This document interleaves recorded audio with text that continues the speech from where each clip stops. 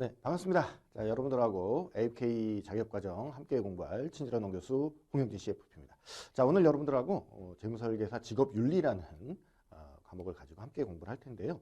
자, 일단 시험 과목으로는요, 우리 재무설계 개론에 우리 윤리과정이 이제 포함이 되어 있습니다. 네, 여러분들 이제 받으신 책에 이제 보시면 기본서가 여러 가지가 있는데 우리 재무설계 개론이라고 하는 기본서 책이 있고요. 그다음에 재무설계사 직업윤리라고 하는 좀 얇은 그런 기본서 책이 있습니다. 이 두 권이 재무설계 개론이라고 하는 하나의 과목으로 취급이 되고 있습니다. 그래서 전반적으로 이제 보면 재무설계 개론이라는 하나의 과목은 총 20문항이 출제가 됩니다. 모듈 1에서 총 20문항이 출제가 되고 있는데 그 20문항 중에 우리 기본서 재무설계 개론에서는 15문항, 그 다음에 오늘 여러분들하고 함께 공부할 재무설계사 직업윤리라고 하는 기본서에서는 5문항이 이제 출제가 됩니다. 여러분들이 그 이제 시험 이제 보실 때 가장 먼저 맞닥뜨린 과목이 재무설계 개론이죠. 예, 그렇기 때문에 시작이 반이다, 그렇죠? 처음 출발이 가장 중요한 이제 부분이다 보니까 일단 첫 번째 과목에서 여러분들이 득점을 좀 많이 해주셔야 되거든요. 예, 그런데 많이 할 수 있습니다. 우리 재무설계 개론하고 이제 직업윤리 파트가 그래도 모듈 1에서는 좀 득점을 많이 할 수 있는 그런 과목에 해당이 되니까 저와 함께 공부하시면서 같이 이제 보도록 하겠습니다.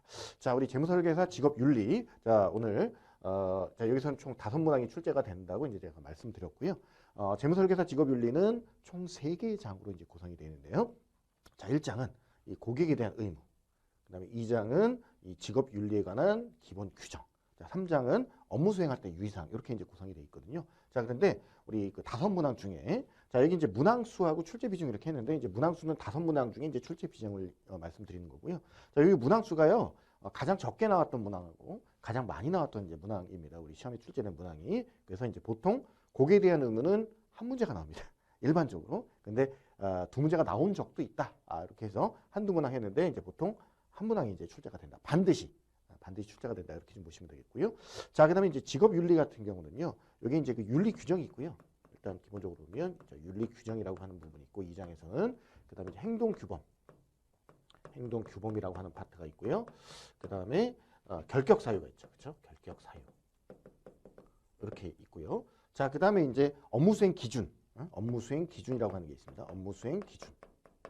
여기 이제 6단계 프로세스가 들어 있거든요. 업무 수행 기준과 관련된 6단계 프로세스가 있고, 자, 그다음에 자격 표장. 굉장히 많은 내용이 담겨 있죠. 그렇죠? 이렇게 5가지가 이 2장에 담겨 있습니다. 그래서 사실상 2장이 가장 메인이다. 이렇게 좀 보시면 되겠고요.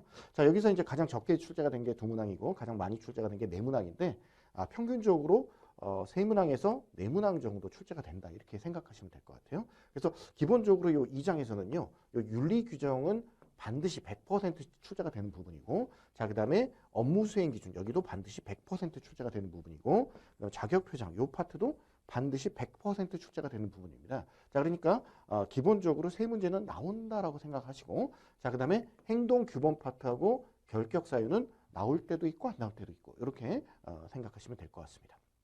요 2장이 가장 메인이니까 보통은 그러면 대부분은 의무에서 한 문제, 그 다음에 요 직업윤리에 관한 기본 규정에서 4문제에서 5문제가 다 나와요. 보통은 일반적으로 그렇게 나온다라고 생각하시면 될 것 같고요. 자, 3장은요, 업무 수행할 때 유의사항인데, 요게 이제 그 같이 협력 관계에 있는, 그쵸? 우리 그 재무설계사가요, 예를 들면 우리 예를 들면 FP, 그쵸? 우리 파이낸셜 플래너가 우리 보험의 전문가, 뭐 투자의 전문가, 뭐 부동산 전문가, 그 다음에 뭐 세금의 전문가, 법률의 전문가, 이런 여러 전문가들하고 협업 관계에 있거든요. 코디네이터 역할을 합니다. 우리 그 스카이캐슬이라는 드라마를 보면 우리 스앵님 나오잖아요. 그렇죠? 스앵님이 국어 선생, 영어 선생, 수학 선생, 이 각 과목의 선생님들을 대동하고 가운데서 무슨 역할을 합니까? 코디네이팅 역할을 하죠. 그렇죠? 그러니까 우리 그 AFK나 CFP도 이런 코디네이터 역할을 합니다. 자, 그렇기 때문에 이런 협력 관계를 할 때 어떤 부분들을 주의를 해야 되느냐? 뭐 예를 들면 변호사와의 관계, 세무사와의 관계, 공인중개사의 관계, 투자자문업자나 1인업자의 관계. 자, 이런 이제 관계들을 나열하고 있는데 이게 나올 때도 있고 안 나올 때도 있다. 이렇게 좀 보시면 되겠습니다. 자, 그래서 금지 행위가 뭔지, 하면 안 되는 것들이 이제 뭔지 이런 것들 위주로 좀 보시면 될 것 같아요. 자, 그럼 본격적으로 각 장의 내용들을 살펴보겠습니다. 자, 우리 1장. 자, 고객에 대한 의무는 반드시 한 문제가 출제가 된다라고 이제 말씀드렸고, 여기 이제 별 표시를 제가 해드렸는데, 우리 별 표시 하나짜리가 있고 2개짜리 있고 3개짜리가 있거든요. 그러면 우리가 AUK 과정이 1년에 한 3번 보잖아요. 3번 보는데 제가 별 3개 이렇게 표시해드리면 매회 출제가 된다 이렇게 생각하시면 되겠고, 별 2개 정도 제가 표시를 해드리면 1년에 한 2번은 나온다. 3번 중에 2번 정도 나온다. 별 하나 정도 이제 표시를 해놓으면 1년 중에 3번 볼 때 1번 정도는 시험에 나온다. 이렇게 생각하시면 될 것 같고요. 별 표시가 간혹 없는 경우가 있습니다. 이런 경우는 잘 안 나온다. 이렇게 생각하시면 될 것 같습니다. 자, 일단 고객에 대한 의무는요, 매 시험마다 반드시 출제가 되는 그런 파트가 되겠습니다. 자, 보시면 5가지가 있죠. 5가지 의무, 앞 글자를 따서 충고, 진짜갱. 뭐라고요? 충고, 진짜갱. 뭐라고요? 충고, 진짜갱. 5가지 기억하시기 바랍니다. 자, 충실 의무, 고지 의무, 진단 의무, 자문 의무, 갱신 유지 의무입니다. 5가지가 뭔지 먼저 기억을 해놓으시고, 충고, 진짜갱 반드시 기억해 놓으시고 출발하시면 되겠습니다. 반드시 출제가 됩니다. 충고, 진짜갱. 자, 첫 번째 의무입니다. 자, 충실 의무인데요. 자, 충실 의무는 이렇게 생각하시면 돼요. 충실. 누구한테 충실한 거야? 그렇죠. 고객한테 충실한 겁니다. 자, 누구한테 충실해? 고객한테 충실해. 그렇죠? 자, 충실 의무는 고객한테 충실한 건데, 이게 2가지 의무로 구성이 되어 있습니다. 자, 일단 첫 번째는 선량한 관리자로서의 주의 의무. 이걸 우리가 선관주의 의무 이렇게 줄여서 부르기도 하거든요. 우리 뭐 여러 자격증 공부하다 보면 선관주의 의무 이런 것들 무지막지하게 나옵니다. 자, 이 선관주의 의무 플러스 또 하나는 뭐야? 충성 의무. 이렇게 2가지를 합쳐서 우리는 뭐라고 불러? 충실 의무라고 이제 부르는 겁니다. 자, 그럼 여기서 이제 첫 번째는, 자, 여러분들이 카테고리 구분을 잘 하셔야 됩니다. 자, 우리 큰 카테고리가 충실 의무고요. 충실 의무 안에 충성 의무가 들어있는 것이지. 자, 이 충실과 충성을 바꿔치기 하면 안 되는 거죠. 그렇죠? 이게 충성 의무 그러면 틀리는 거야. 충실 의무야. 자, 이 충성도 누구한테 충성이야? 고객한테 충성하는 겁니다. 아시겠죠? 자, 그러면 이 충실 의무라고 하는 것은, 자, 우리는 AFK, CFP, 재무설계사에 대해서 이제 공부를 하는 거지만, 자, 재무설계사도 당연히 고객한테 충실해야 되지만, 우리 모든 전문 직업인에게 요구되는 고객에 대한 가장 기본적인 의무가 바로 충실 의무다. 그러니까 재무설계사뿐 아니라 변호사도 충실 의무가 있고요. 세무사도 충실 의무가 있고요. 투자 자문업자나 공인중개사도 고객에 대한 충실 의무를 갖고 있다. 이렇게 생각하시면 되겠습니다. 자, 그러면 이 충실 의무의 기본은 뭐냐면, 자, 일단 항상 나의 이익과 고객의 이익이 상충되기 마련입니다. 그렇죠? 그렇지 않나요? 자, 이제 우리 재무설계사는요, 일단 내가 이 일을 고객을 위해서 하지만 나도 돈을 벌고 먹고 살기 위해서 하는 겁니다. 그렇죠? 그러니까 나의 이익. 그 다음에 자, 고객의 이익이 이해상충되는 경우가 상당히 많거든요. 그렇죠? 자, 그래서 일단 언제나 자신의 이익보다는 누구의 이익, 고객의 이익을 최우선시해야 되는데, 최우선 순위에 둬야 되는데, 고객의 이익을 최우선 순위에 둬야 된다고 막 불법을 저지르거나 그러면 안 되겠죠. 자, 고객의 합법적인 이익을 최우선 순위에 둬야 된다라고 하는 겁니다. 자, 우리 그 의무와 관련된 것은 이런 지문을 갖고 이게 무슨 의무냐 이렇게 골라내는 경우도 있지만, 사례를 줍니다. 재무설계사의 어떤 행동 내지는 대화 내용, 자, 이런 걸 가지고 이게 어떤 의무에 관계된 것이냐 이렇게 연결하는 문제도 나오고요.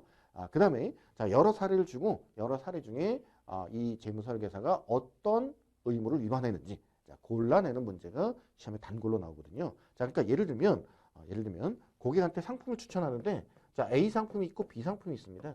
자, 이 2상품 중에 자, A 상품은요. 자, A 상품은 요걸 추천하게 되면 내가 수수료를 많이 받아요. 그러니까 A 상품을 판매를 하면 내가 커미션 많이 받거든요. 예, 그런데 A 상품은 고객한테 크게 도움이 안 되고요. 사실 이제 보니까 B 상품은요. 그러니까 A 상품은 수수료가 높은데 B 상품은 수수료가 별로 없어요. 되게 낮아요. 아니면 수수료가 낮거나 아니면 내가 수수료를 한 푼도 못 받는 타사 상품이야. 근데 요 B 상품이 고객한테 상당히 유리합니다. 자, 그러면 내가 나의 수수료를 좀 커미션을 좀 포기하더라도 B 상품을 추천할 수 있어야 됩니다. 아시겠죠? 이게 무슨 의무? 충실 의무입니다. 그렇죠? 만약에 고객한테 유리한 B 상품을 추천하지 않고 수수료가 높은 A 상품을 추천하라. 그러면 이게 뭘 위반한 거야? 충실 의무를 위반한 것이다. 이렇게 좀 보시면 되겠습니다. 이런 사례하고 곁들여서 나오니까 이건 이제 주의하시고요. 자, 그러니까 자, 일단 뭐 투자 방안을 제시하거나 뭐 보험 가입을 제시하거나 자, 이럴 때 자신에 대한 수입보다도 고객에 대한 서비스를 우선해라. 요 얘기고요. 자, 일단 자산운용을 위한 투자 방안 제시를 할 때 자신과 고객 간에 어떤 이해상충 가능성이 있다라고 한다면 고객한테 모두 사전에 알려주는 거예요. 그렇죠? 사전에 알려줘야 되고 이 충실관계 요점은 고객에게 사심 없는 이 어떤 공명정대한 조언을 해야 된다라고 하는 거죠. 그렇죠? 사심 없는 공명정대한 조언. 자, 일단 제일 중요한 건 뭐예요? 충실 의무는 선관주의 의무와 충성 의무로 구성되어 있고 모든 전문 직업인들한테 요구가 되어 있고 내 이익보다는 고객의 합법적인 이익을 최우선시한다. 요거 잘 기억해 놓으시기 바랍니다. 자, 두 번째 의무는 고지 의무죠. 이 고지라고 하는 것은 알리는 거, 그렇죠? 알리는 걸 고지라고 합니다. 자, 이 고지는 사전에 알리는 거예요. 자, 그러니까 우리 보통 우리 고전통후 이렇게 얘기하거든요. 고전통후. 그러니까 고지 의무 그러면 사전에 알리는 거고요. 통은 통지 의무, 통지 의무 그러면 요거는 사후에 알리는 걸 통지라고 해요. 자, 그러니까 고지라고 하는 것은 사전에 미리 알리는 거, 이게 고지 의무입니다. 자, 그러니까 이 고지 의무가 왜 필요하냐라고 한다면 요 이해상충 때문에 그렇거든요. 자, 고객과 이해상충을 완벽하게 제거하는 것은 가능하다, 불가능하다? 불가능하다. 그렇죠? 불가능합니다. 자, 가능하다 그러면 틀려요. 자, 불가능하기 때문에 이해상충을 최대한 회피를 하긴 해야 되는데 완벽 제거는 어려우니까 이 이해상충을 회피할 수 있는 가장 확실한 방안은 뭐예요? 모든 정보를 고객한테 고지, 사전에 미리 알려주는 거죠. 이게 고지 의무다. 이렇게 생각하시면 되겠고요. 자, 그러면 고지 의무 중에 가장 중요한 고지 의무가 뭐냐? 투자 방안에 내포된 위험, 이걸 고객한테 알려주는 거죠. 자, 고객님, 이 상품 제가 이제 추천해 드리는 건데 대신에 이 상품 가입하시면 뭐 예를 들면 손실을 보실 수도 있습니다. 자, 이런 것들 당연히 위험을 알려줘야 되는 거예요.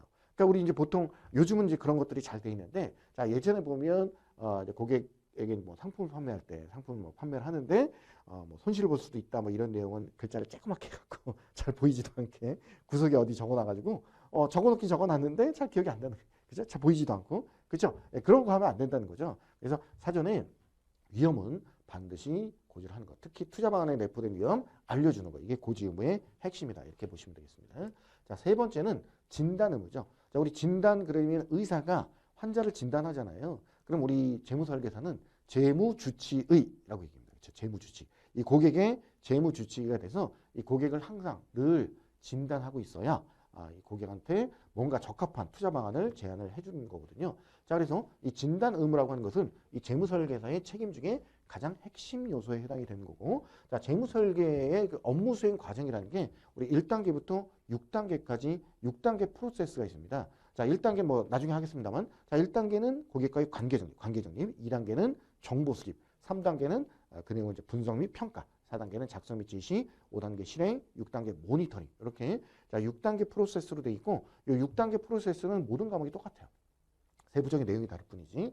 자, 일단 6단계 프로세스는 기본적인데 이 업무 수행 과정의 6단계 프로세스에 모든 단계에 적용이 되는 중요한 요소가 바로 진단 의무다. 그러니까 1단계도 고객을 진단하고 있고 2단계 정보 수집 과정에서도 고객 진단하고 분석 및 평가할 때도 진단하고 작성 및 제시할 때도 진단하고 실행에 옮길 때 모니터링 할 때 모두 다 고객을 항상 어떻게 진단하고 있어야 된다. 재무주치의로서 이거 잘 우리 체크해 놓으시고요. 자, 그러니까 정보 수집하고 분석할 때 고객에게 적절한 제안을 하기 위해서 필요한 모든 사항을 이해하고 노력을 해야죠. 진단하려면, 그렇죠? 고객에 대해서 내가 많이 알아야 돼. 그렇죠? 자, 특히 제일 중요한 게 뭐냐면 요 투자자 적합성이에요. 투자자 적합성. 투자자 적합성이라는 단어가 나오는 순간 이건 진단 의무. 그렇죠? 이거 잘 보셔야 됩니다. 자, 고객의 투자 성향이나 재무 상황이나 위험 감수 수준이나 이런 것들이 투자 방안하고 얼마나 잘 적절하게 조화되는지 이거를 우리가 잘 알고 있어야 된다는 거죠. 그래서 적합한 투자 방안, 적합한 상품 이런 것들을 추천할 수 있어야 됩니다. 자, 그러니까 예를 들어서 65세 이상의 노인이 찾아왔는데 이 노인한테 뭐 투자 경험도 없는 이런 노인한테 뭐 예를 들면 손실 볼 수 있는 주식 관련 상품을 추천한다든가 그러면 안 되겠죠. 이 진단 의무를 위반하고 있는 겁니다. 아시겠죠? 자, 그래서 항상 고객의 어떤 지식 수준이나 어떤 목표에 관한 정보라든가 고객에 관한 여러 가지 기본 정보들을 모두 다 미리미리 파악을 하고 있어야 진단이 가능하겠죠. 자, 그 다음에 우리 네 번째 이제 보시면 자문 의무입니다. 자, 자문. 누군가한테 자문을 구하는 거죠. 그렇죠? 전문가들한테 자문을 구하는 건데, 자, 일단 재무설계 하다 보면 일단 재무설계에서 본인의 능력의 한계를 느낄 수가 있습니다. 그러니까 나의 능력의 한계를 넘는 사항이라는 생각이 든다라고 한다면 해당 분야의 전문가로부터 자문을 받도록 하는 겁니다.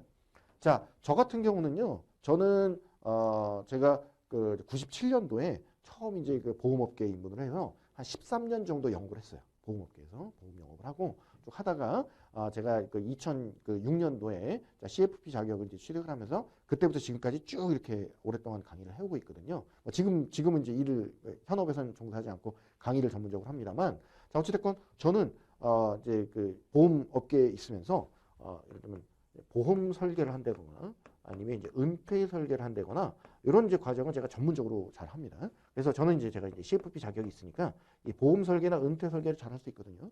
예, 그런데 사실은 이거 외에도 다른 분야가 있잖아요. 다른 설계. 우리 각 과목들 있죠. 투자 설계라든가 부동산 설계라든가 그다음에 이제 뭐 세금 설계라든가 뭐 상속 설계라든가 이런 부분들 있잖아요. 그렇죠?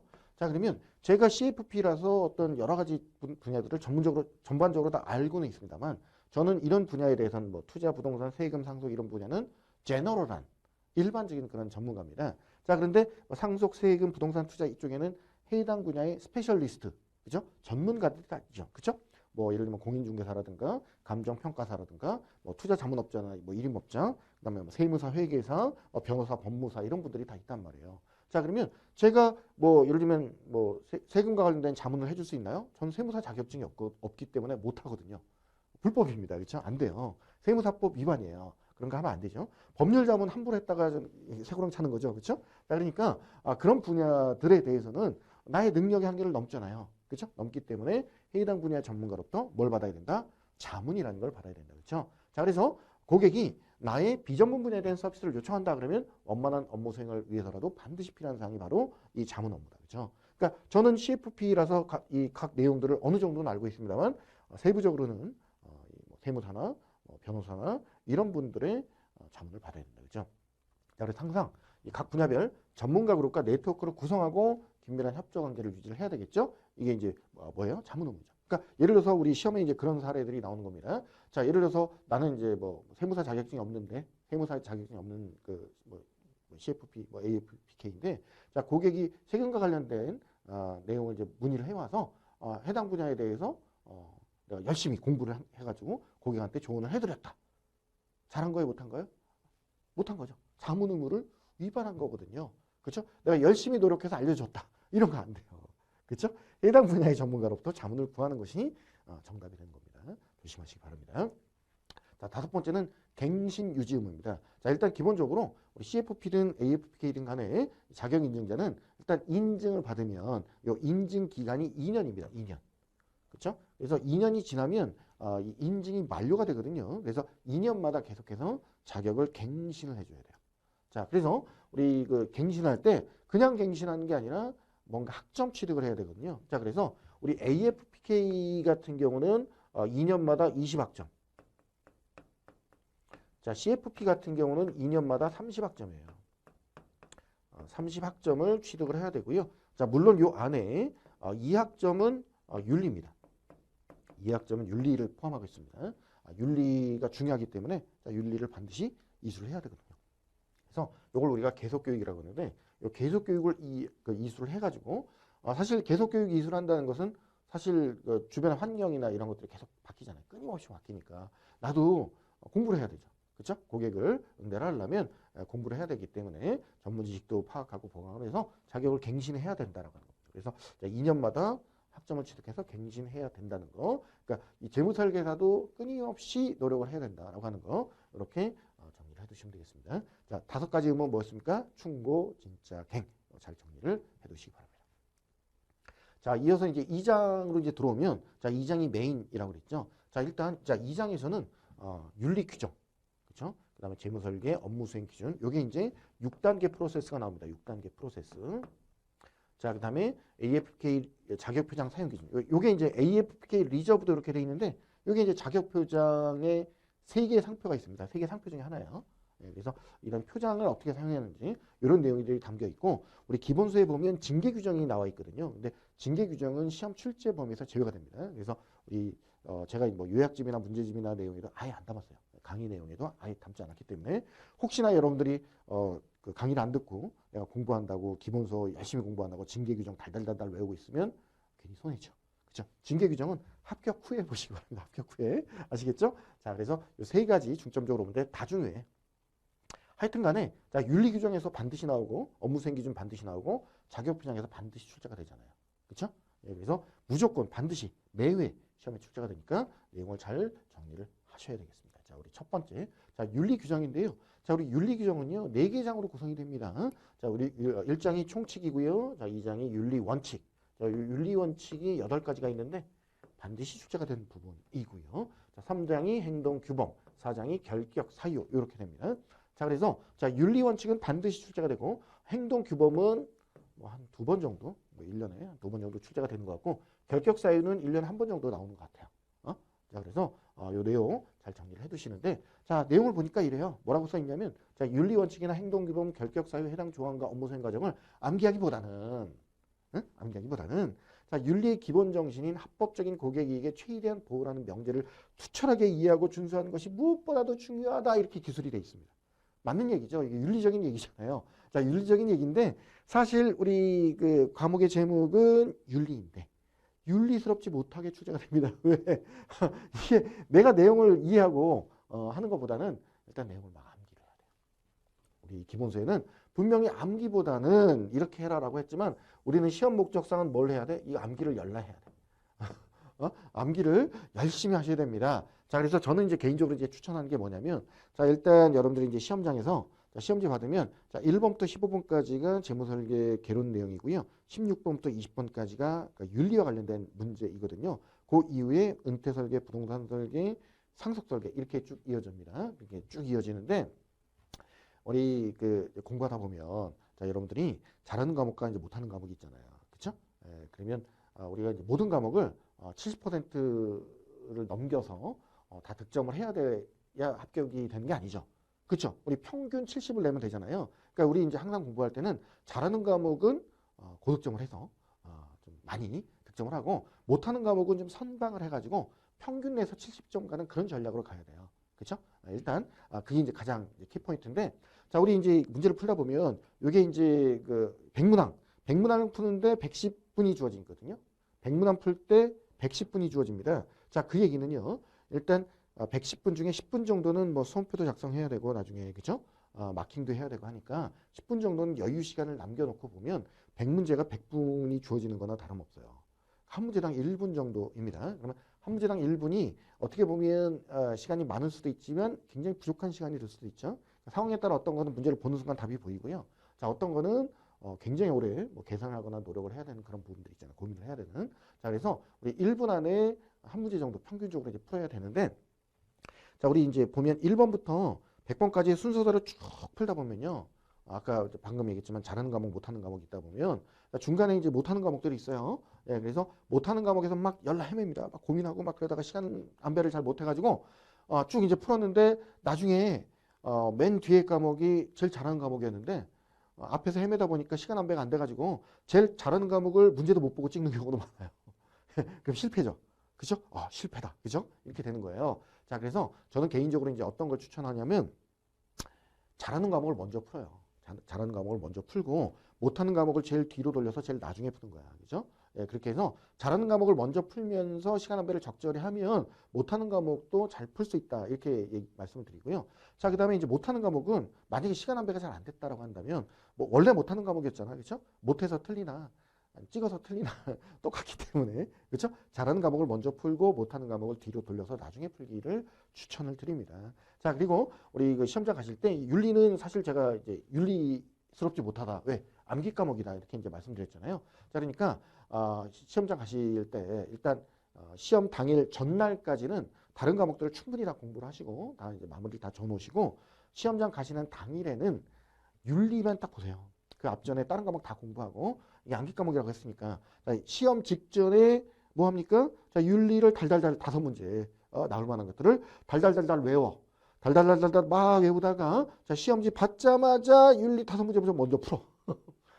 까먹기 전에 윤리 5문제부터 먼저 풀고 그 다음에 자기가 잘하는 과목 먼저 이렇게 쭉 이어서 푸시면 되지 않을까 이렇게 제 개인적으로 추천해드리는 바입니다. 자, 그래서 암기 과목이다 이렇게 말씀드리겠습니다.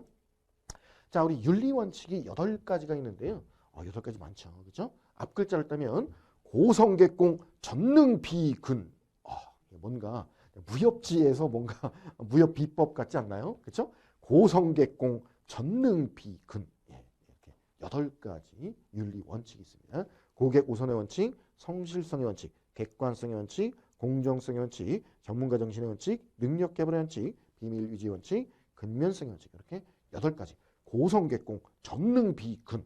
이렇게 8가지 꼭 기억을 하시는데, 자, 예를 들면 이것도 의무하고 비슷해요.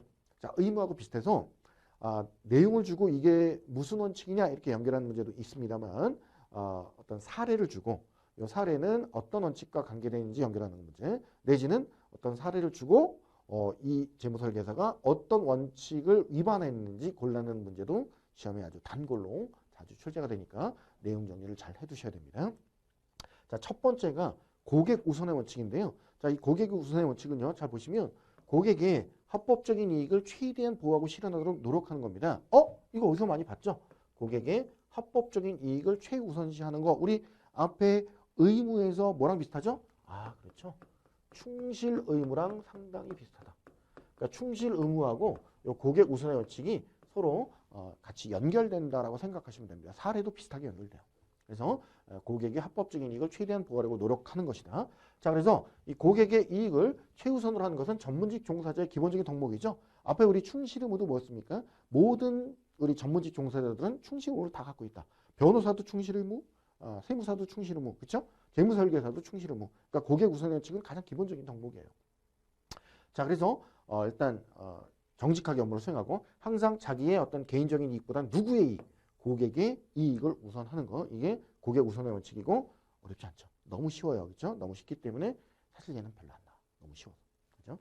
자, 그러면 두 번째 보겠습니다. 성실성. 자, 우리 성실성. 사람이 성실하잖아요. 그러면 일단 성실한 사람은 왠지 믿음이 가고 신뢰가 가지 않습니까? 자, 그래서 자, 기본적으로 성실성 원칙. 우리 어떤 지문이 됐건 사례가 됐건 일단 믿음과 신뢰라는 단어가 보인다 그러면 성실성이에요.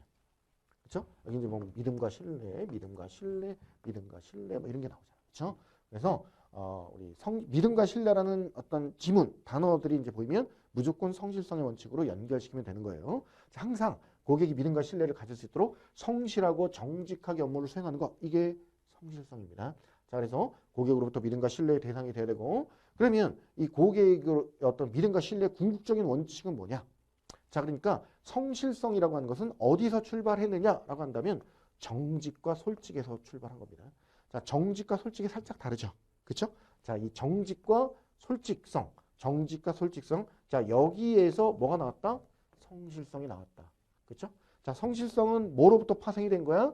정직과 솔직성을 바탕으로 파생이 된 겁니다. 자, 여기서 성실성이 출발했다라고 하는 겁니다. 자, 그러면 내가 성실성을 준수한다라고 하는 것은 자, 윤리 규정상의 어떤 서술된 규정의 내용뿐이 아니라 자기 내재적인 어떤 기본적인 정신에도 충실하는 거죠. 그렇죠? 자, 그다음에 성실성은 중요한 게 뭐냐면 거짓말 치는 거 아니에요. 거짓이나 기만, 원칙을 경시하는 것과는 공존할 수 없다. 자, 그러니까 일단 뻥 치지 마라. 그렇죠? 만약에 재무설계사가 고객한테 거짓말 치는 내용이 나오잖아요. 예, 그럼 뭘 위반한 거야? 성실성의 원칙을 위반한 거야.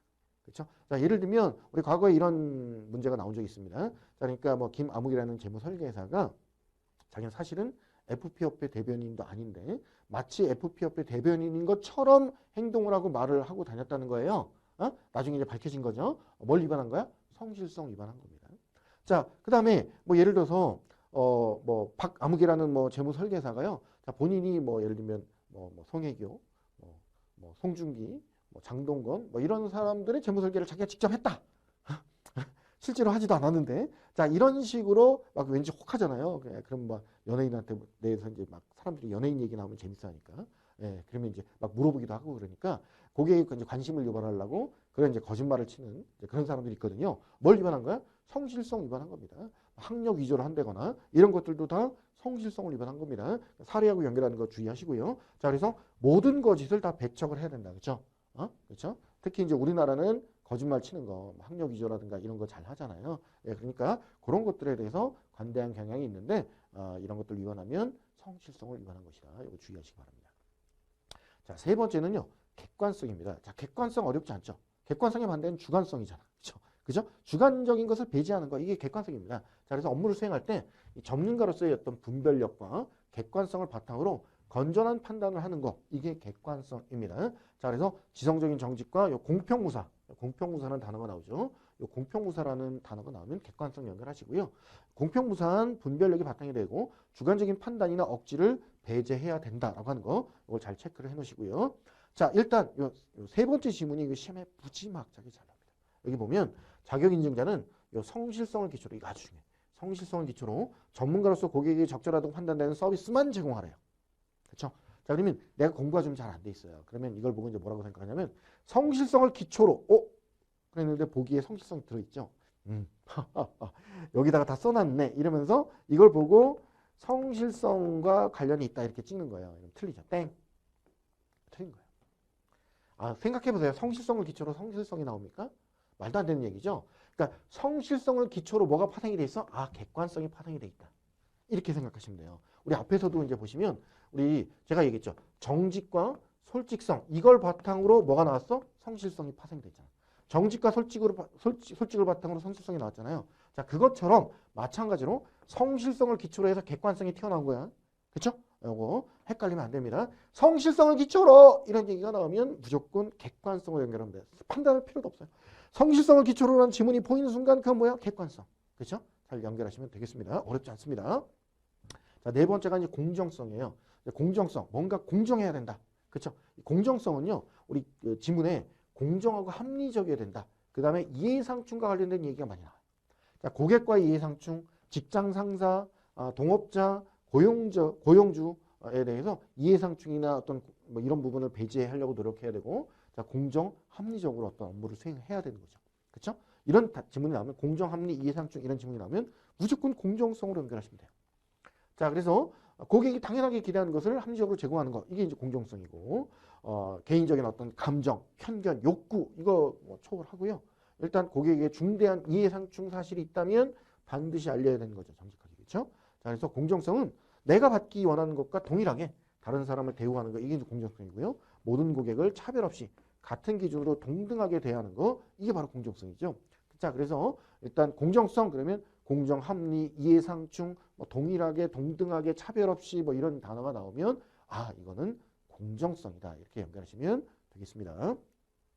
자, 이어서 다섯 번째 전문가 정신이죠. 자, 전문가 정신. 자, 일단 내가 전문가로서 어떤 자부심, 책임감 이건 갖고 있어야 되겠죠. 뭔가 내가 전문가니까 모범적인 어떤 태도와 방법으로 업무를 해야 돼요. 자, 그러면 업무 수행할 때 자, 고객도 존중을 해야 되지만 동료 전문가도 존중을 해야 되겠고 다른 관계자들도 다 존중을 하는 거. 이게 다 전문가입니다. 전문가들은 존중을 해야 돼요. 내가 전문가니까 남도 존중을 해주는 거고요. 자, 그 다음에 어떤 규정이라든가 법률 이런 거 잘 지켜야 되겠죠. 전문가로서 자격요건을 준수하는 거. 자, 이것도 전문가 정신입니다. 자, 그러니까 예를 들면 AFK 합격을 했는데 일단 뭐예요? 내가 인증을 받아야지 AFK 표장을 쓸 수 있잖아요. 그렇죠? 인증을 받아야지 표장을 쓸 수 있는데 인증도 안 받았는데 명함에다가 AFK라고 파고 다녀요. 전문가 정신 위반이죠. 그죠? 자격요건 준수. 자, 2년이 인증 기간인데 만료가 됐습니다. 갱신 안 하고 있어요. 자격요건 준수하지 못하고 있죠? 전문가 정신 위반이에요. 그래서 이런 것들 잘 체크를 하시면 되겠고요. 자, 그 다음에 자, 전문가는요. 내가 전문가로서 공익에 대한 봉사도 해야 돼요. 자, 그러니까 공익에 대한 봉사 능력을 유지하고 향상시켜야 된다. 이런 내용이 나와도 전문가 정신과 관계가 있다. 이렇게 생각하시면 되겠습니다. 자, 여섯 번째 능력 개발입니다. 능력 개발. 자, 일단 내가 전문가로서 어떤 전문 지식과 능력 개발을 위해서 지속적으로 노력을 해야 됩니다. 전문 지식과 능력 개발에 지속적으로 이제 노력을 해야 되는데, 자, 일단 이제 두 번째 이제 보시면 자기 자신의 한계를 인식하고 적절한 시기에 다른 전문가의 자문을 구할 수 있는 지혜와 결단력이 있어야 된답니다. 이거 어디서 많이 봤는데? 그렇죠? 내가 한계를 느끼면 자문을 구해라. 이거 앞에서 우리 일무에서는 자문 의무하고 일맥상통하죠. 그렇죠?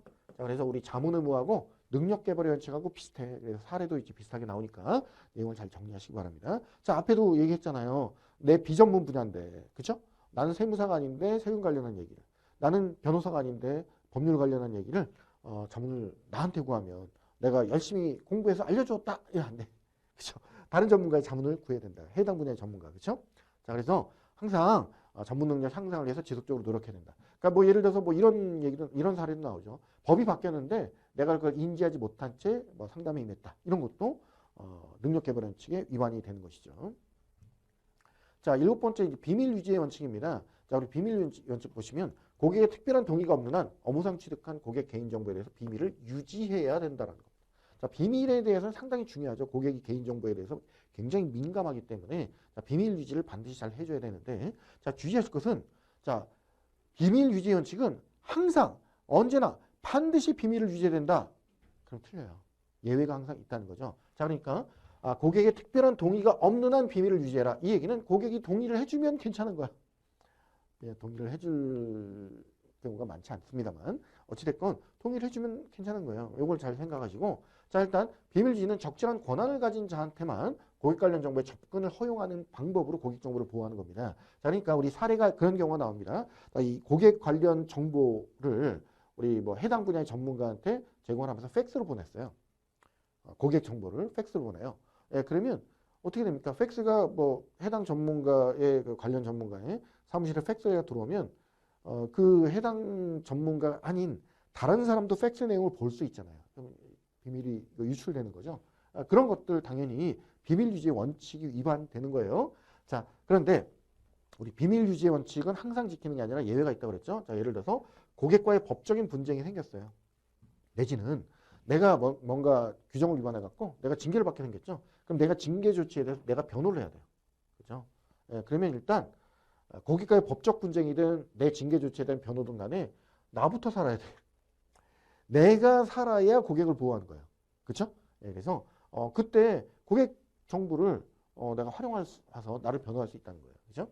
자, 그다음에 이제 고객과의 민사소송 이런 여러 가지 특별히 인정되는 경우에는 예외가 인정이 된다는 거. 일단 나부터 살아야 돼. 그렇죠? 예. 자, 그래서 우리 고객의 이 어떤 모든 개인정보는요. 컨피덴셜, 대외비로 보통 이제 취급이 된다. 이렇게 좀 보시면 되겠고. 자, 그래야 고객 비밀을 잘 유지를 해줘야 신뢰관계가 형성이 되는 거죠. 고객도 나를 믿고 맡기는 거예요. 그렇죠? 자, 그래서 우리 이제 보통 우리나라는 이 비밀보 안 되는 경우가 많고요. 개인정보 유출이 상당히 많기 때문에 특별히 더 각별한 주의가 좀 필요하다. 이렇게 좀 보시면 되겠습니다. 자, 8번째 근면성입니다. 자, 근면이라는 거는 이제 뭐냐면 근면, 그런데 부지런하다 이런 뜻이 담겨 있죠. 그래서 부지런하다. 뭔가 한국 사람은 뭔가 좀 부지런하다 그러면 뭔가 빨리빨리 뭐 이런 거 얘기하잖아요. 그래서 신속하고 자, 근면하게 뭐 이런 단어가 나오면 근면성. 그래서 서비스를 제공해야 되는데 뭐 합리적인 범위 안에서 신속하고 철저하게 이행하는 거. 그렇죠? 신속, 철저, 근면 이런 내용이 나면 근면성이고요. 자, 그 다음에 또 하나. 자, 소속 직원을 적절하게 관리 감독하는 것도 근면성이야. 자, 이제 보통 보면 이제 뭐 보험회사가 됐건 뭐 은행이 됐건 뭐 증권사가 됐건 이제 보통 보면 이제 각 뭐 지점들의 지점장님 계시잖아요. 지점장님이 소속 직원들을 적절하게 관리 감독하려고 보면 제일 먼저 가장 먼저 출근하셔가지고 근면하게 제일 먼저 출근하셔가지고 직원들 이제 오는 거 이제 다 보고 관리를 하죠. 그런가요? 그러시라고 믿고. 자, 어찌됐건 소속 직원을 적절하게 관리 감독하는 것도 근면성이다. 이렇게 좀 보시면 되겠습니다. 자, 8가지 뭐였습니까? 고성개공 전능 비근. 이게 8가지 각각의 내용을 보고 사례를 통해서 이게 무슨 원칙과 연결이 되는지, 무슨 원칙을 위반했는지 이런 내용 잘 정리를 해 두시기 바랍니다. 자, 그 다음에 행동규범으로 들어갈게요. 자, 우리 행동규범은요, 총 6가지가 있습니다. 이 고객과의 관계 정립과 관련된 행동규범, 그 다음에 그 고객한테 제공해야 될 정보 6가지 행동규범이 있고요. 고객의 정보와 자산과 관련된 9개 행동규범이 있고요. 자, 그 다음에 고객에 대한 의무 관련 행동규범, 소속회사에 대한 의무 관련 행동규범, 한국 FPSB에 대한 의무 행동규범, 이렇게 총 크게 카테고리를 구분해 보면 6가지가 있는데요. 자, 이게 어떤 것과 관련된 행동 규범인지 일단 카테고리 구분을 할 줄 아셔야 됩니다. 그걸 묻는 경우가 좀 많았어요. 자, 그래서 이제 보시면 자, 우리 고객과의 관계 정립과 관련된 행동 규범. 일단 우리 6단계 재무 설계 6단계 프로세스가 1단계 관계 정립, 2단계 정보 수집, 3단계 분석 및 평가, 4단계 작성 및 제시, 5단계 실행, 6단계 모니터링 이렇게 돼요. 그러니까 1단계가 관계 정립이에요. 자, 그러니까 고객과 내가 관계가 정립되고 신뢰가 형성이 돼야 나한테 계약을 맡기는 거죠. 그렇죠? 나한테 업무를 맡기는 거예요. 그래서 관계 정립 과정이 중요한데, 자, 일단 고객한테 처음 이제 만나면 일단 어떤 서비스를 제공할지 먼저 이제 합의해서 이제 결정을 하는 거고요. 계약서 쓰기 전에 일단 업무 수행 계약을 맺기 전에 고객한테 이러한 정보를 제공하고 협의를 해야 된다라고 하는 겁니다. 자, 그러니까 일단 자료 수집 및 제공. 자, 고객이 자기 정보를 저한테 잘 줘야 그 내용을 갖고 재무 설계 해주잖아요. 근데 이제 고객이 자기 정보에 민감하니까 잘 안 주고 싶잖아요. 그렇죠? 그런데 고객이 제대로 된 정보를 주지 않으면 나는 제대로 된 재무 설계를 할 수 없다. 자, 그렇기 때문에 그 원만하게 잘 협의를 하는 게 상당히 중요합니다. 그래서 자료 수집 및 제공과 재무 설계 제한상의 실행 등에 대한 이 계약 당사자별 의무와 책임에 대해서 명확히 해줘야 돼요. 자, 그러니까 이거는 고객님이 자기 정보를 저한테 주시는 거, 이 고객님의 의무, 그렇죠? 그다음에 이걸 진행할 때 이런 부분은 고객님 책임, 이런 부분은 나의 의무, 이런 건 나의 책임, 이런 것들을 서로 정보를 제공하고 협의를 해야 되고, 자, 그다음에 업무 수행에 따른 보수. 이 보수라고 하는 것은요, 일단 상담료, 그죠? 상담료, 자문료 이런 게 있잖아요. 이걸 우리가 이제 fee라고 불러요, fee, 그죠? 상담 수수료라고 하는 게 있고요. 자, fee 말고 우리 그 커미션이라고 하는 게 있죠.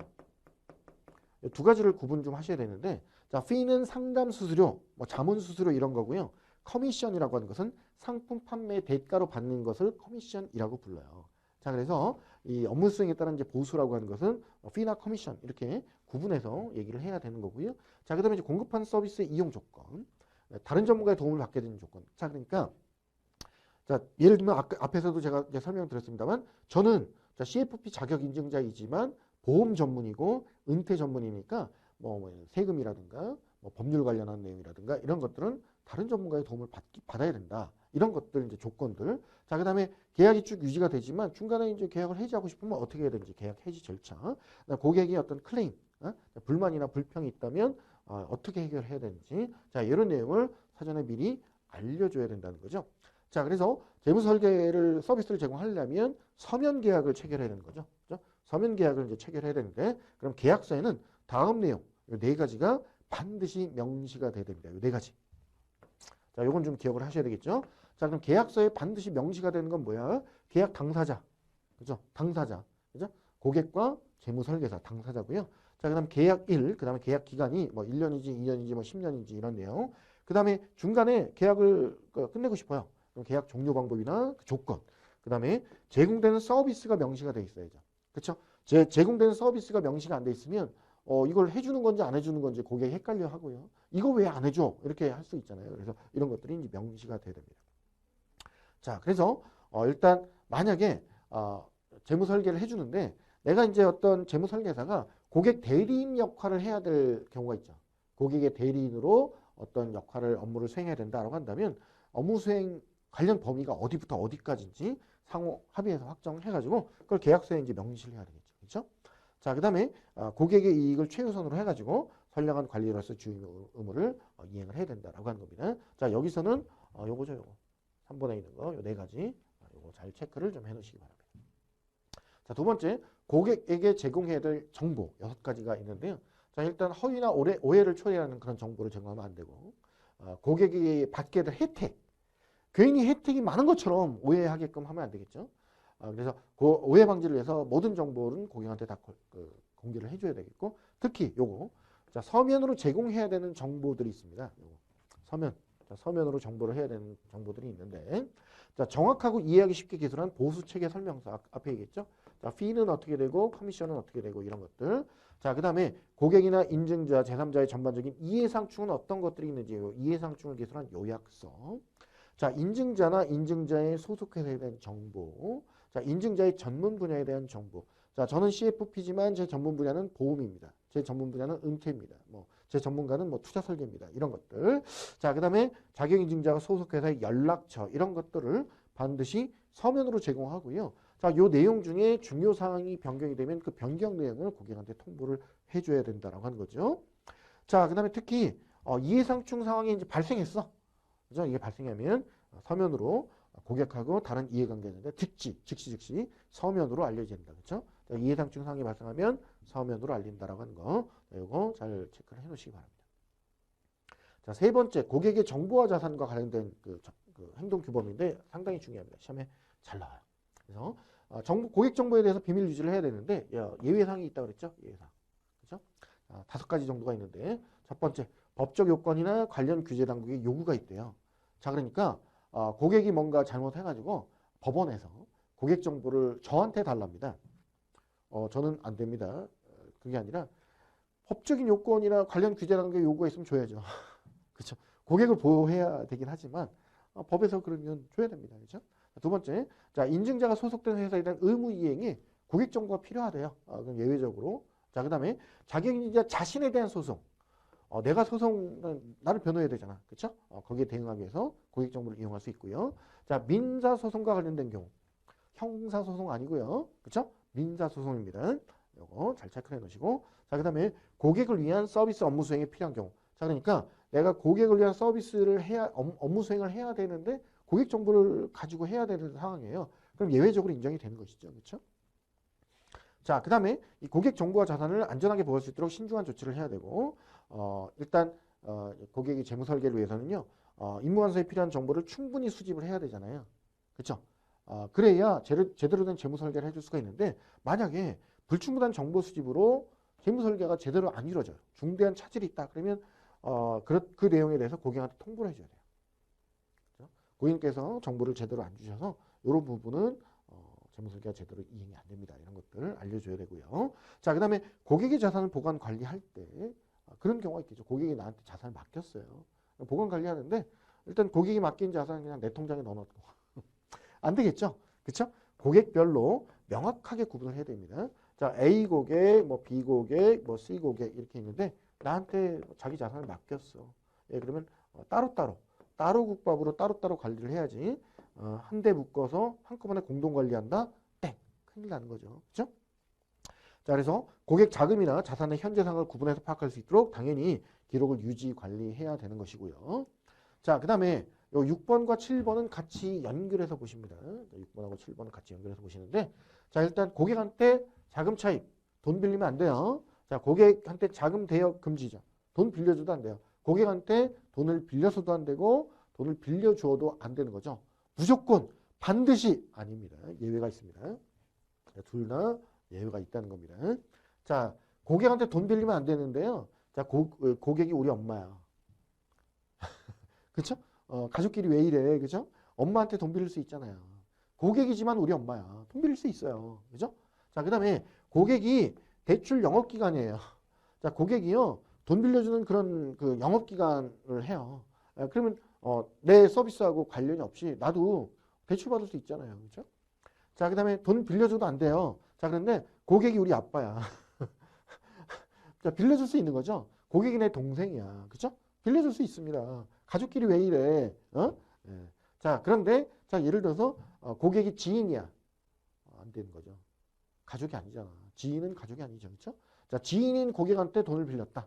지인인 고객한테 돈을 빌려줬다. 이런 내용은 전부 다 위반입니다. 위반이에요. 자, 그 다음에 내가 소속된 소속회사가 대출 영업기관이야. 내가 금융기관이 있으니까 우리 회사가 금융회사예요. 금융회사에서 대출 영업하죠. 고객이 나한테 재무설계 서비스를 받았는데 자, 우리 회사한테 대출을 받을 수도 있는 거예요. 그렇죠? 그런 것들은 다 예외의 사항이다. 이렇게 보시면 되겠고. 앞에서도 잠깐 봤습니다만 고객의 자산을 나나 소속회사나 다른 고객의 자산과 공동관리하면 되는데 안 된다. 따로 국밥으로 따로 관리를 해야 된다. 자, 그럼 고객이 맡긴 거 돌려달라라고 반환 요청이 있으면 빠른 기간 내지는 계약서 명시기간 내에 빨리빨리 돌려줘야 되겠죠. 이런 것들 잘 정리를 해두시면 되겠습니다. 이게 정보와 자산과 관련된 게 시험에 아주 단골로 많이 나오니까 내용 정리를 해두세요. 자, 그 다음에 고객에 대한 의무, 소속회사에 대한 의무, 한국 FPSB에 대한 의무 이렇게 그 세 가지 구분하는 문제가 종종 나오는데요. 자, 일단 소속회사에 대한 의무는요. 내가 이제 고용인이나 대리인 신분이죠. 요 단어가 있거나 아니면 소속회사에 어쩌고저쩌고 소속회사에 알려라 뭐 이런 얘기가 나와요. 그래서 고용인 또는 대리인 내지는 소속회사가 나오면 이건 소속회사에 대한 의무예요. 어렵지 않고요. 자, 한국 FPSB에 대한 의무는 총 10가지가 있는데 자, 보시면 FPSB에 대한 의무는 이 FPSB란 단어가 나오거나 뭐 표장이나 규정이나 이런 얘기가 나와요.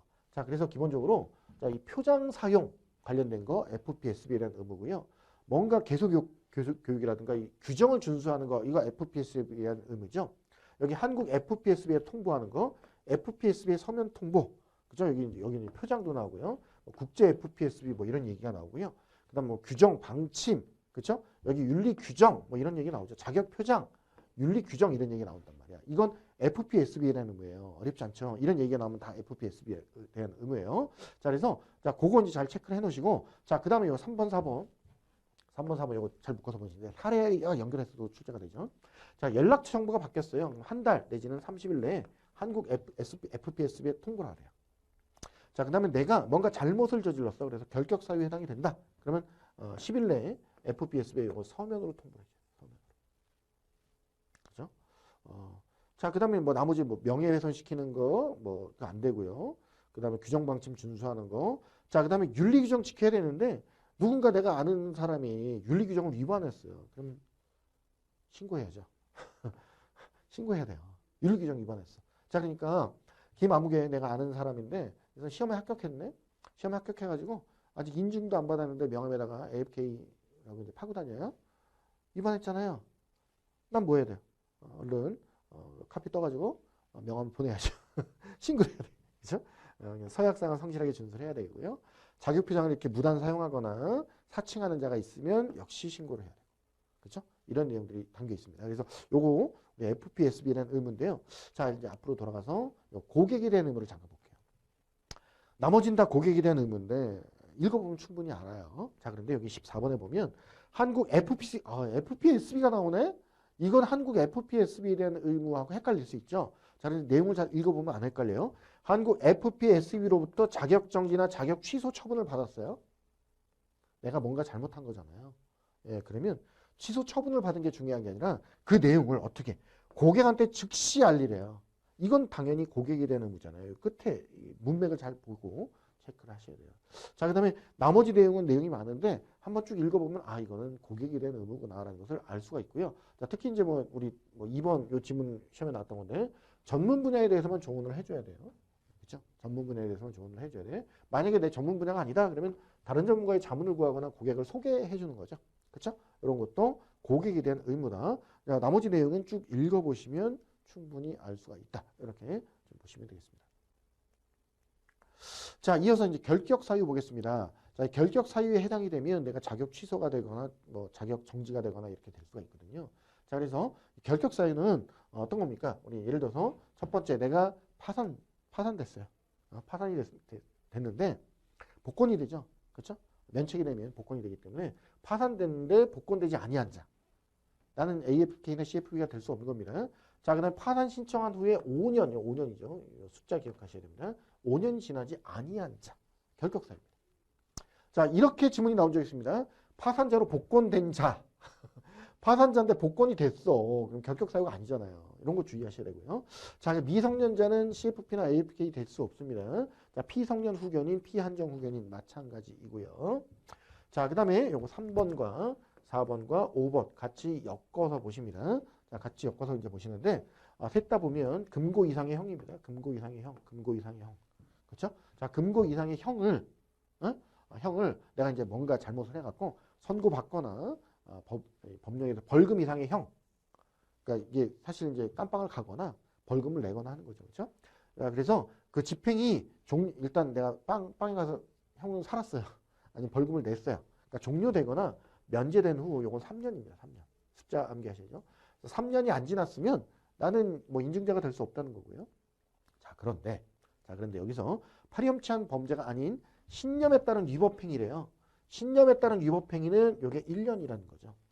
자, 그러니까 우리 벌을 받았어요. 예, 그럼 3년인데 신념에 따른 위법행위는 1년이래. 그러니까 예를 들면 자, 신념에 따른 위법행위 예는 이렇습니다. 자, 예를 들면 우리 그 여러 종교 중에 뭐 특정 종교를 얘기해서 죄송합니다만 자, 여호와의 증인이라는 종교가 있습니다. 자, 여호와의 증인이 있는데 저희 집 주변에도 있어요. 자, 여호와의 증인이 있는데 자, 여기 이제 이분 신도들은 어떤 신념이 있습니다. 예를 들어서 뭐 제사를 안 지낸다거나 그다음에 이제 어떤 뭐 군대를 안 가죠. 그렇죠? 그게 이제 많이 이제 사회적인 문제가 돼가지고 자, 요즘은 이제 대체 복무원들이 이제 많이 나오긴 했는데 자, 예전에 그래서 군대를 안 간다, 뭐 총을 안 든다, 뭐 그래가지고 깜빵 간 적이 많아요.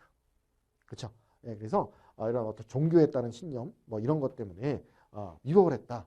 예, 그러면 요거는 1년이다. 1년. 요거 잘 체크해 놓으시고요. 자, 그다음에 금고 이상의 형은 형인데 요거는 이제 실제 형을 살은 거고요. 이게 집행유예였어. 집행유예는 요거 1년입니다. 자, 집행유예는 1년이라는 거 요거 잘 체크해 두시고. 자, 금고 이상의 형은 형인데 아직 선고를 안 내렸네. 선고유예 기간 중에 있네요. 선고유예 기간 중이면 아직 선고가 유예된 거니까 결격사유. 그죠? 자, 그다음에 요즘 사회적으로 많이 문제가 되는 게 6번이죠. 자, 음주운전도 문제고요. 요즘 마약 때문에 문제가 많은데, 자, 음주운전, 마약 같은 걸로 처리가 됩니다. 자, 음주운전이든 마약이든 간에 일단 뭐 벌금이든 간에 뭐 집행 뭐 살았다 그러면 요거는 1년. 음주운전과 마약은 1년이라는 거 잘 체크를 해 두시기 바랍니다. 자, 그다음에 요거 7번과 8번은 같이 보시는 거죠. 자, 7번과 8번은 자, 뭔가 내가 징계 처분을 받아 가지고 그 징계 때문에 요거 이제 파면, 해임, 자격 취소, 제명, 등록 취소 이런 경우는 3년이고요. 자, 똑같은 케이스로 그냥 취소까지는 아니고 업무 정지, 자격 정지, 직무 정지. 자, 요거는 1년. 요거 잘 구분하셔야죠. 7번과 8번 잘 구분하시기 바랍니다. 자, 파면, 해임, 취소 뭐 이런 것들은 3년이고요. 자, 정지는 1년이라는 거. 자, 그다음에요. 자, 9번 보시면요. 자, 자금 유용이나 자산 유용. 고객 자산을 유용을 했대요. 그럼 이제 이게 확정된 건 아닌데 그 혐의로 조사를 받고 있거나 재판 중에 있기만 해도 결격이야. 이거는 고객 자금, 우리가 이제 돈을 다루는 거기 때문에 고객 자금 유용이나 자산 유용 관련해서는 조사만 받아도 결격입니다. 이거 주의하시고요. 자, 그다음에 자격 사칭. 그죠? 자격을 사칭한 사람 결격. 자격 표장을 무단 사용했거나 고객의 이익을 침해한 사실이 확인됐어. 이거 몇 년? 3년. 그죠? 자, 그다음에 이제 우리 열심히 공부해서 이제 시험 보실 텐데 자격 시험 관련 부정행위 걸리면 안 되겠죠. 부정행위로 이러면 이제 응시제한 조치가 있거든요. 응시제한 조치가 뭐 당일 시험만 무효라든가 아니면 1년간 뭐 아니면 3년, 5년 이런 식으로 있어요. 그래서 응시제한 조치 기간 중에 있으면요, 무조건 결격이에요. 그 다음에 이제 좀 막연하긴 한데 공공의 이익이나 안녕 질서를 심히 저해하는 행위 이런 것도 결격, 그죠? 그 다음에 FPSB의 인증자나 회원의 명예, 신뢰를 손상했거나 손상할 우려가 있기만 해도 결격이야. 그렇죠? 자, 그러니까 우리 12번이나 13번을 보면요. 이게 이제 우려만 있어도 결격이야. 우려만. 그러니까 상당히 이게 보수적으로 보고 있다는 거죠. 그러니까 웬만하면 결격이니까 이런 것들 헷갈리지 않도록. 특히 이제 이런 어떤 지문들이 이제 나오다 보면 이 정도가 결격은 아닐 수도 있다라고 생각하시는 것들까지도 결격인 경우가 많기 때문에 그런 거 주의하시고 특히 요거 3년짜리, 1년짜리, 그렇죠? 그다음에 5년짜리 요거 하나니까, 그죠? 5년짜리는 파산 요거 하나이기 때문에 어렵지 않고 특히 이제 3년짜리하고 1년짜리하고 요거 구분하는 거 요걸 좀 주의를 하시면 좋겠습니다. 자, 이렇게 해서 우리 요번에 이제 의무화까지 해갖고 행동규범까지 쭉 결격 사유까지 쭉 살펴봤는데 자, 요번 시간에 학습하셨던 주요 내용을 좀 간단하게 좀 정리하겠습니다. 자, 우리 재무설계사의 의무 5가지 뭐였죠? 충고, 진작에 잘 기억하시는데 자, 충실 의무는 뭐가 있었어요? 선관주의 의무하고 충성 의무 합쳐놓은 거다. 그죠? 그 다음에 충실 의무는 모든 전문 직원에게 요구되는 것이고요. 고객의 합법적인 이익을 최우선하는 게 충실 의무다. 자, 이해상충 가능성이 있다면 고객한테 사전 알리는 거죠. 자, 두 번째 고지 의무입니다. 자, 이해상충을 회피하는 가장 확실한 방안이 뭐야? 모든 정보를 고객한테 알려주는 거야. 그렇죠? 특히 뭡니까? 투자 방안에 내포된 위험을 고객한테 알려주는 거. 이게 바로 고지 의무다. 이렇게 보시면 되겠고. 자, 세 번째 진단 의무입니다. 자, 재무설계사의 책임 중에 가장 핵심 요소가 뭐야? 진단 의무고요. 업무 수행 과정상의 모든 단계, 1단계부터 6단계까지 모든 단계에 적용되는 것이 진단 의무고 항상 재무주치의로서 고객을 진단해야 되는데 가장 중요한 키포인트가 뭐였어? 투자자의 적합성이다. 그렇죠? 자, 적합하지 않은 상품을 권유했다.